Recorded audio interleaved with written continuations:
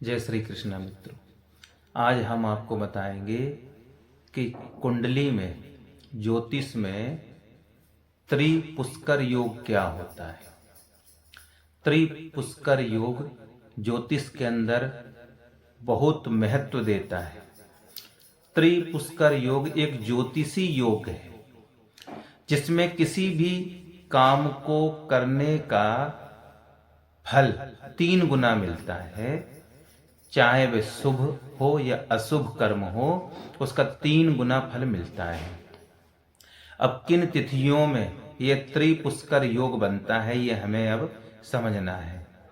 तो सबसे पहले मंगलवार का दिन हो, शनिवार का दिन हो, रविवार का दिन हो, इन दिनों में, और इन दिनों में तिथि भी समझना है। यदि आपका दिन मंगलवार का दिन है, शनिवार का दिन है, रविवार का दिन है, इन दिनों में यदि द्वितीया, सप्तमी, द्वादशी तिथि पड़ रही हो और इन्हीं तिथियों में और दिनों में विशाखा नक्षत्र हो, उत्तरा फाल्गुनी नक्षत्र हो और पूर्वा भाद्रपद नक्षत्र हो, पुनर्वसु नक्षत्र हो, कृतिका नक्षत्र हो और उत्तराषाढ़ नक्षत्र हो, तो इन तीनों का, किसका, दिन का, तिथियों का और नक्षत्रों का, इन तीनों का संयोग मिलता है, उसे कहते हैं त्रिपुष्कर योग बन जाता है।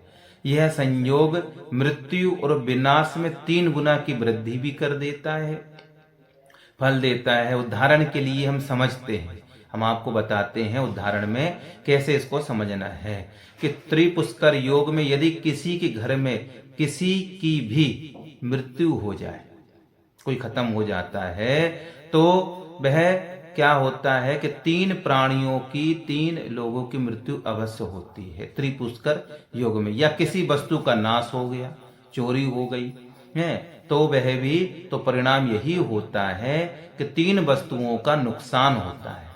और यदि कुछ लाभ होता है तो लाभ भी 3 गुना ही बढ़ जाता है।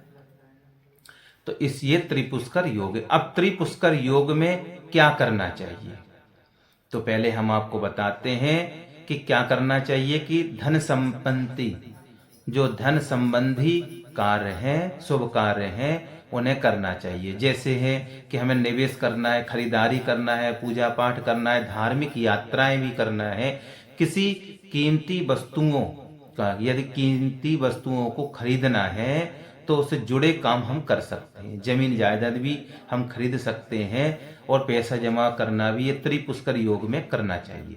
अब त्रिपुष्कर योग में क्या नहीं करना चाहिए वो भी समझ लीजिए कि यदि मंगलवार के दिन है, नक्षत्र तिथि अगर इन चीज हो, तो हमें त्रिपुष्कर योग में कर्ज नहीं लेना चाहिए, अथवा किसी भी वस्तु को बेचना नहीं चाहिए, किसी कीमती वस्तु को खरीदना नहीं चाहिए, माने वस्तु को खोना नहीं चाहिए। सीधी बात यह है, कोई कीमती वस्तु खोना जाए तो यह है त्रिपुष्कर योग का काम है। तो मित्रों, ये आपको ज्योतिष का, त्रिपुष्कर योग का बहुत अच्छा आपको ज्ञान मिला होगा।